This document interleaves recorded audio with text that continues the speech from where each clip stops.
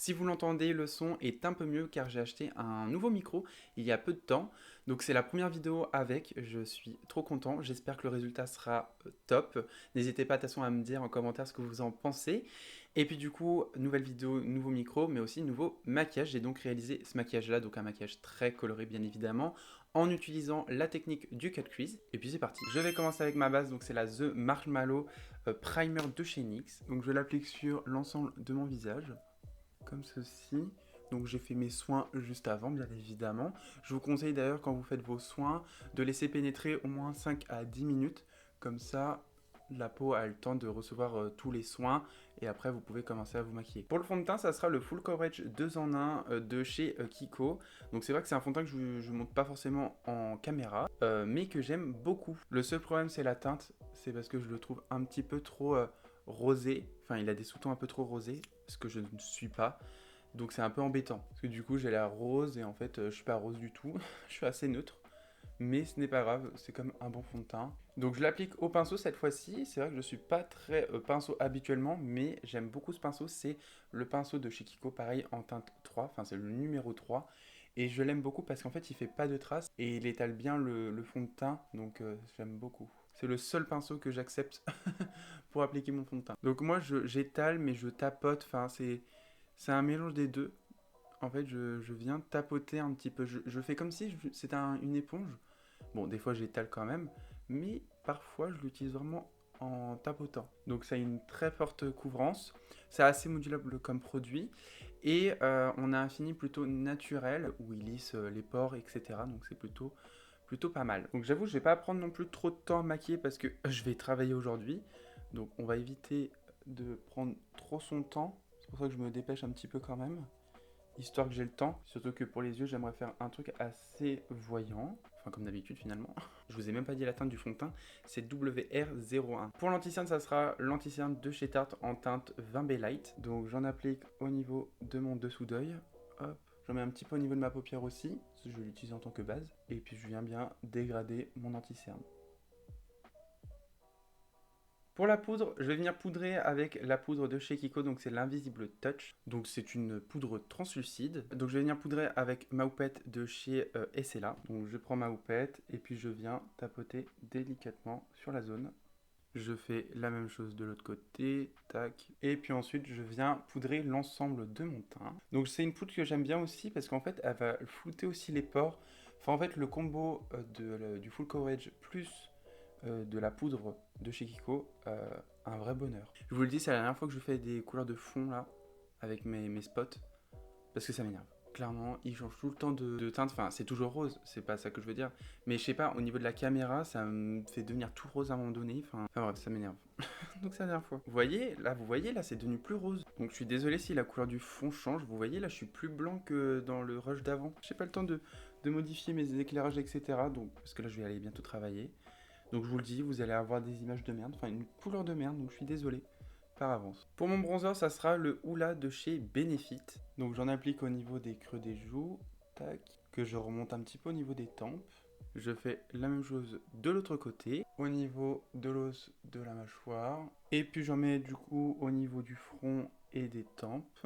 Ensuite, je prends un pinceau un peu plus petit, biseauté toujours, et je vais faire mon bronzer, enfin je vais appliquer mon bronzer au niveau de mon nez. On est plus précis, donc c'est ce que je préfère en ce moment. Donc je fais pas un contouring, hein, je viens juste ombrer un petit peu mon nez. Pour mon blush, ça sera toujours la palette, la Sugar and Spice de chez Makeup Revolution. Vraiment une palette que j'ai, mais depuis des années, j'ai l'impression. Je vous la montre à chaque fois, mais c'est vrai que je l'aime beaucoup. Il y a de toutes les couleurs et puis ça descend jamais, enfin il m'en reste toujours, donc autant l'utiliser. Mais je sens que j'arrive vers la fin, je vois un petit peu le panel. Mais bref, je l'utilise encore. Et donc je l'applique pardon, au niveau de mes joues, que je remonte aussi au niveau de mes tempes. Donc je l'applique vraiment au-dessus de mon bronzer. Je vous ai même pas montré la teinte, mais j'utilise cette teinte-ci. Hein. Pour mes sourcils, ça sera le Lasting Eyebrow en teinte 6. Et là, comme vous savez, je retouche plus trop mes sourcils. Enfin, je fais plus grand-chose avec mes sourcils parce que je les trouve très très bien de nature. Je viens juste en fait un petit peu les colorier pour... avec un goupillon, j'enlève un peu l'excédent de poudre, de fond de teint. Mais bon, des fois, il reste un peu gris, un peu grisâtre. Donc je viens juste en fait les colorier pour pas qu'ils fassent trop gris. Donc je viens avec un petit pinceau biseauté, pareil, assez dense, pour que ça soit assez précis. Et voilà. Donc voilà, donc le travail du teint est donc terminé, on va pouvoir passer aux yeux. Donc je vous avoue que j'ai fait très rapidement mon teint, je l'ai fait en même pas 20 minutes, je suis assez fier. Mais je voulais vraiment me laisser du temps pour faire un joli travail au niveau des yeux, parce que c'est principalement ça qu'on voit sur une photo, enfin aussi le teint. Mais bon, le teint, je fais les choses beaucoup plus rapidement, c'est beaucoup plus simple entre guillemets pour moi. Les yeux, ça demande quand même une certaine technique, surtout ce que je veux faire aujourd'hui. Au niveau de la palette, donc ça fait un moment que vous ne l'avez pas vu, enfin je crois que je vous l'avais montré que sur une vidéo, mais c'est le grand retour de la Carnival 5 en collaboration avec Stacy Marie.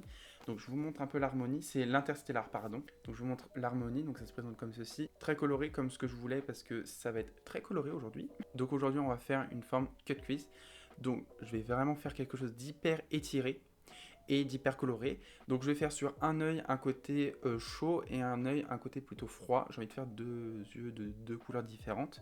Donc moi je vais vous montrer juste d'un côté une technique, parce que l'autre ça sera pareil, c'est juste les couleurs qui vont juste changer, mais je vous montrerai quelles couleurs j'ai utilisées bien évidemment. Bon alors, j'ai pas toutes les couleurs que je veux, parce qu'il me manque juste un bleu très foncé et un rouge très foncé. Mais c'est vrai que c'est deux teintes qu'il me faut absolument, parce que ça va être au niveau du coin externe, donc il me faut absolument des teintes très très foncées pour contraster. Donc ça sera la palette de chez Marion Caméléon X Sephora. Et donc on a mon rouge foncé, on a mon blanc, et on a mon bleu foncé, donc c'est parfait. De toute façon, en général, quand je fais un maquillage, je n'utilise pas qu'une palette. En général, je combine deux palettes minimum. Donc j'ai pris la palette de Marion et je vais prendre la teinte Chorizo et je vais l'appliquer du coup au niveau, donc juste ici, donc un peu plus au-dessus que de mon creux de paupière. Et je me dirige vers mes tempes. Donc je vais bien étirer la forme, hein. Je vais vraiment faire un truc très très voyant, mais à peu près là. Donc j'applique toujours la matière au début et ensuite après je viens dégrader. Et là, je vais bien étirer ma forme. Et puis, je viens donc bien dégrader la teinte. Je viens prendre même un petit pinceau fluffy sans matière pour venir vraiment dégrader. Ensuite, je vais prendre la Carnival et je vais prendre la teinte From Mars, donc qui est un orange très joli. Et je vais l'appliquer donc dans la continuité de mon rouge. Vraiment juste ici, sans trop remonter, parce qu'après on va devoir dégrader. Tac, comme ceci. Et ensuite, je viens dégrader. Donc je dégrade vers le haut, mais je dégrade aussi entre le rouge et le orange, bien évidemment. Et je vais finir avec la teinte Wok, qui est donc le jaune de la palette. Et là, je l'applique donc au niveau de mon coin interne. Et pareil, je viens dégrader. Alors pas trop, parce qu'il faut quand même qu'on voit encore le jaune. Mais un petit peu, puis je viens bien étirer la matière ici. Et vous savez ce que je vais faire? Je vais même réintensifier un petit peu mon rouge. Je vais utiliser cette teinte-ci dans la palette Carnival. Je ne prononcerai pas le nom parce qu'il est beaucoup trop compliqué à mon goût. Et je vais le mettre vraiment là. Tac. Je remets un tout petit peu parce que c'est très pigmenté, surtout cette teinte-ci. Et je viens bien dégrader.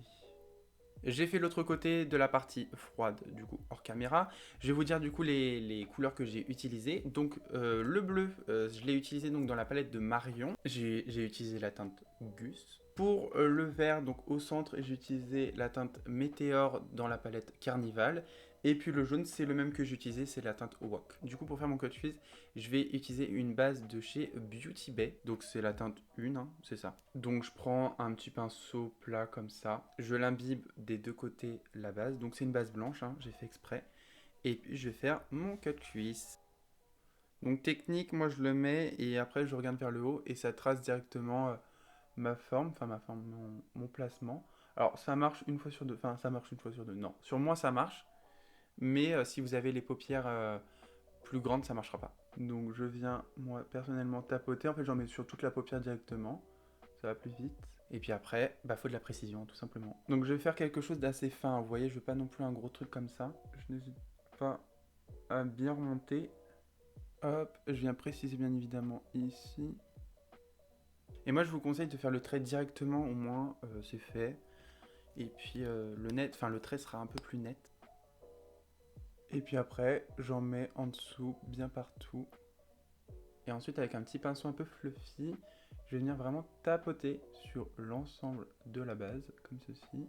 Tac. Ce qui va permettre d'uniformiser toute la base, qu'il n'y en ait pas à certains endroits plus et d'autres pas. Puis ça va permettre de flouter ici, que ça fasse pas une barnette, pardon. Je prends la palette de Marion et je vais prendre le fard blanc, donc c'est le fard Sarcasme. Et je vais vite poudrer la zone avant que ça crise. Donc faut pas hésiter à mettre vraiment pas mal de fard pour vraiment bien fixer. Et j'en mets donc par-dessus la base. Donc je viens vraiment bien tapoter, hein. Je viens pas lisser, je viens vraiment tapoter, parce que si vous lissez, en fait, ça va déplacer la base, et tout le travail que vous aurez fait n'aura strictement servi à rien. Ce qui serait fort dommage. Voilà, j'ai fait l'autre côté pour le cut crease. Bon, c'est pas symétrique, mais ça ne sera jamais symétrique. En vrai, ça va, ça aurait pu être pire, mais en fait, c'est vraiment là. C'est pas identique, mais c'est pas grave, regardez pas trop les détails. On va passer à la suite, donc on va faire ici en fait. Donc je reprends la Carnival et je vais reprendre le orange, et je l'applique du coup au niveau de mon ras de cils. Donc du coin interne vers le coin externe. Je prends la palette de Marion et je prends la teinte rouge. Donc je vais l'appliquer au coin externe comme ceci. Et je vais faire comme un liner un peu fumé. Donc là, je viens dégrader en étirant vraiment la matière. Je viens bien dégrader au-dessus.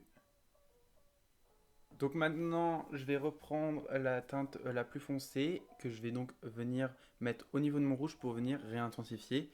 Parce que là, ça manque un peu de profondeur, je trouve. Et là, je trouve que ça manque un peu de noir. Donc je vais rajouter le Dark Side de la palette Carnival.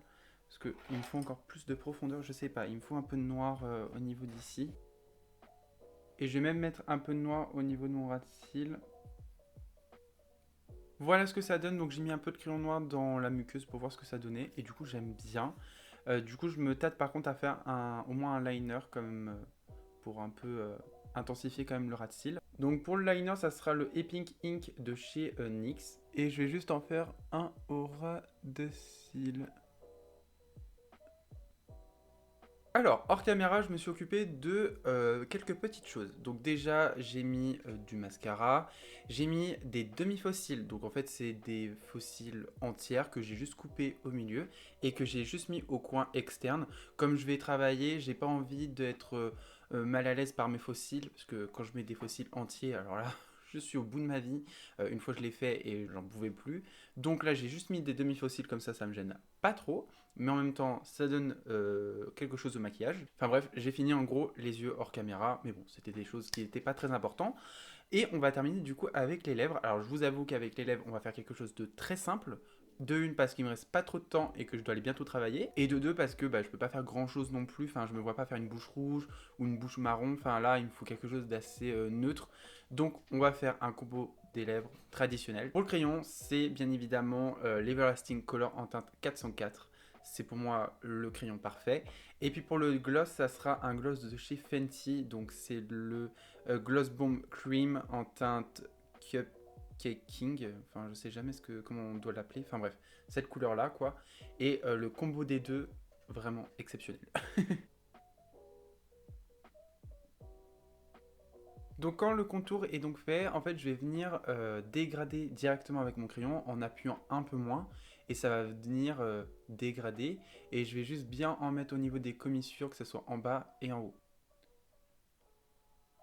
Donc ça donne à peu près ça. Et puis ensuite je mets le gloss directement en vraiment en mode balèque.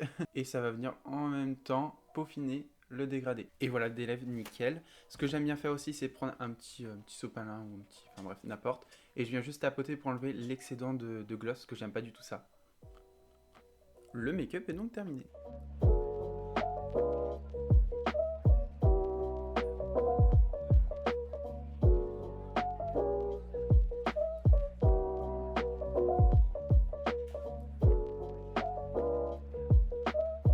J'espère que cette vidéo vous aura plu. N'hésitez pas en tout cas à me dire ce que vous en pensez du maquillage, clairement, mais aussi du son. Voilà, j'aimerais bien avoir votre avis clairement sur le nouveau micro. Et sur ce, abonnez-vous et likez cette vidéo si elle vous a plu. Et sur ce, je vous dis à très bientôt pour une prochaine vidéo.